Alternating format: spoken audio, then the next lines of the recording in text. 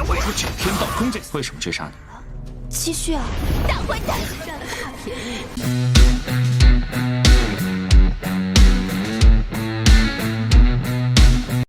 Halo guys, halo semuanya, jumpa lagi bersama Mimin di channel Alu Cerita Film. Dan bagaimana kabar kalian?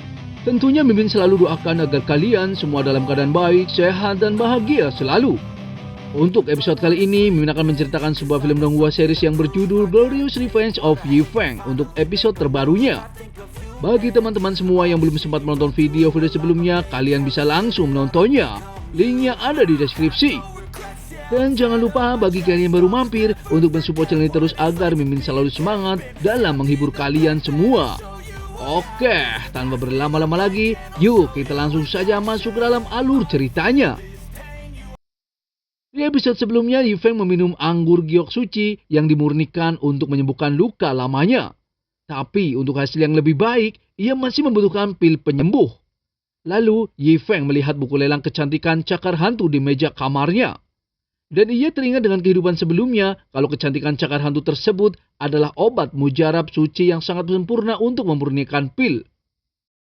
Dan dari pavilion kristal, Nona Yan juga ingin mendapatkan kecantikan cakar hantu untuk mendetoksifikasi racun es yang ada di dalam tubuhnya. Dan sudah bertahun-tahun hanya sedikit tumbuhan yang dapat menekan racunnya. Ia teringat dengan Yi Feng yang sangat mudah menekan racun es yang ada di dalam tubuhnya. Dan ia tidak tahu sebenarnya apa itu pil. Tak selang berapa lama, lelang pun dimulai. Dan harta karun yang pertama dilelang adalah kecantikan cakar hantu. Yang dilelang dengan harga 600.000 tiket emas. Tanpa basa-basi, Nona Yan pun langsung berani membelinya dengan harga yang sangat tinggi. Yaitu 5 juta untuk barang tersebut. Semua orang pun terkejut dan tidak ada yang berani menyainginya. Di saat lelang akan ditutup, Yi Feng pun datang dan akan membeli cakar hantu tersebut. Orang-orang di sana pun langsung terkejut karena ia mengenal Yi Feng dengan sebutan Dewa Pembantai. Nona Yan juga sangat terkejut melihatnya. Kedatangannya, Yi Feng hanya menginginkan kecantikan cakar hantu tersebut. Dan ia akan mengganti cakar hantu tersebut dengan sebuah pil elemen mistik yang dapat digunakan untuk meningkatkan kultivasi. Dan setidaknya maju satu tingkat. Dan jika pil tersebut tidak manjur, ia meminta pemilik lelang untuk datang ke kediamannya. Nona Yan pun sangat terkejut dengan pil yang disebutkan oleh Yi Feng. Lalu Nona Xin Yuang sangat kesal dan akan merebut kecantikan cakar hantu tersebut dari tangan Yi Feng. Beberapa waktu kemudian, Nona Yan mengikuti Yi Feng untuk mendapatkan kembali barang tersebut. Dan ia ingin tahu pil apa yang dibuat dari kecantikan cakar hantu tersebut. Seketika Nona Xin Yuang pun terkejut dan ia tidak tahu apa itu pil. Di sana, Yi Feng tahu kalau Nona Yan sedang mengikuti dirinya. Namun Nona Yan mengira kalau Yi Feng hanya menebak saja dan tidak mungkin melihat dirinya. Nona Yan pun kehilangan jejaknya. Di saat ia akan kembali, tiba-tiba ada pembunuh bayaran yang datang dan akan membunuh Nona Yan. Pembunuh bayaran itu mengatakan kalau ia pernah gagal membunuh putri Yan di kediamannya di kerajaan darah merah. Putri Yan tahu kalau pembunuh bayaran itu adalah orang dari istana Dao 9 surga. Dan ia juga tahu kalau pembunuh bayaran tersebut diperintahkan oleh pamannya sendiri. Kedua orang tuanya juga tidak tahu keberadaannya karena pamannya. Ia pun langsung menyerang ke arah Nona Yan. Di sisi lain, Yi Feng berhasil memurnikan pil dari kecantikan cakar hantu tersebut. Dan pil tersebut menjadi pil pengisian ki, penguat tubuh, dan pil pemulihan. Ia pun meminta pelayannya untuk memberikan kepada kakeknya. Di saat bersamaan, Nona Yan melarikan diri dari serangan pembunuh bayaran tersebut. Ia pun terjatuh ke arah Yi Feng. Yi Feng pun terkejut, ternyata Nona Yan terluka parah. Lalu pembunuh bayaran itu meminta Yi Feng untuk menyerahkan Nona Yan kepadanya. Tanpa basa-basi, pembunuh bayaran itu juga langsung menyerang ke arah Yi Feng. Pertarungan pun terjadi. Ia dengan sombongnya mengatakan kalau Yi Feng hanyalah di ranah pemurnian ki. Dan pembunuh bayaran itu sudah mencapai ranah bidan.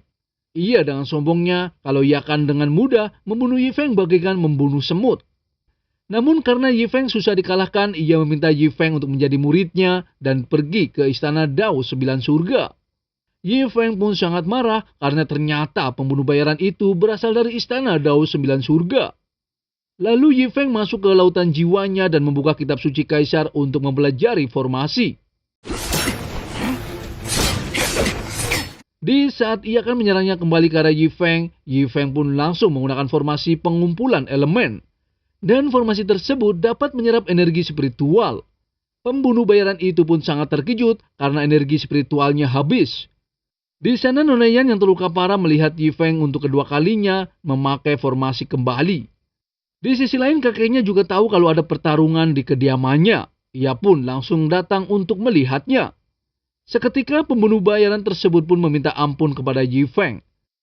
Namun di saat pembunuh bayaran itu mengatakan kalau ia dari Istana Dao 9 Surga, Yifeng pun tidak mau mengampuninya dan langsung membunuhnya. Yifeng pun teringat kembali dengan Istana Dao 9 Surga yang di kehidupan sebelumnya telah membunuh gurunya. Nona Yan tahu kalau kekuatan Yifeng tidak kalah dengan ranah bidan. Lalu, Yifeng membawa Nona Yan dan Nona Yuang untuk diobati. Kakeknya tahu kalau Yifeng mengalahkan seseorang di atas levelnya dengan satu gerakan. Dan ia tidak menyangka kalau kekuatan Yifeng sangatlah kuat. Tak lama kemudian, Yifeng mengobati Nona Yan dengan jarum akupunturnya. Ia bertanya kepada Nona Yan kenapa Istana Dao 9 Surga memburunya. Nona Yan pun menjelaskan kalau dirinya adalah putri dari kerajaan darah merah. Karena politik kemungkinan membunuh bayaran itu disewa oleh pamannya untuk membunuh dirinya. Yifeng tahu kalau di kehidupan sebelumnya awan ilusi dan benua langit adalah milik Istana Dao 9 Surga. Dan jika mereka dari sekte yang sama, ia tidak tahu seberapa kuat Istana Dao 9 Surga tersebut. Lalu Nona Yan sangat kesal kepada Yifeng karena hanya mengobati dengan satu jarum tapi meminta melepaskan pakaiannya. Ia pun langsung menyerang ke arah Yifeng dengan teknik esnya. Namun Yifeng meminta untuk berhenti menyerangnya. Ia juga mengatakan apakah Nona Yan menginginkan jarum yang lain. Dan jarum apakah itu? Mimin akan bahas di episode mendatang ya. Terima kasih. 为什么要我脱衣服？想一下，大混蛋！还得再来一针。 I don't ever slow up, no I don't take shit. I got no love for the fakeness. If you wanna play tough and wanna hate this, I'll always show up and make a statement. I don't ever slow up, no I don't take shit. I got no love for the fakeness. If you wanna play tough and wanna hate this, I'll always show up and make a statement. Everything I do so instinctive and so passionate. Every word I move so descriptive like an adjective. I got a vendetta against people who patented being negative when you should be getting after it. I got facts over tracks, this and that. Spitting slow, spitting fast. I could roast, I could gas. Think I'm okay at last, but I don't know if that can erase all the past. And the pettiness, a reflection of the emptiness. Hilarious, you think you're worth my time, you're delirious. Mysterious, because you hide behind a fake exterior. Inferior, you know I'll always be a bit superior. Get off of me, this ain't no humble brag. I want you to hear words, you can say them back. I want you to feel free from the chains at last, and to believe in what you got, it was built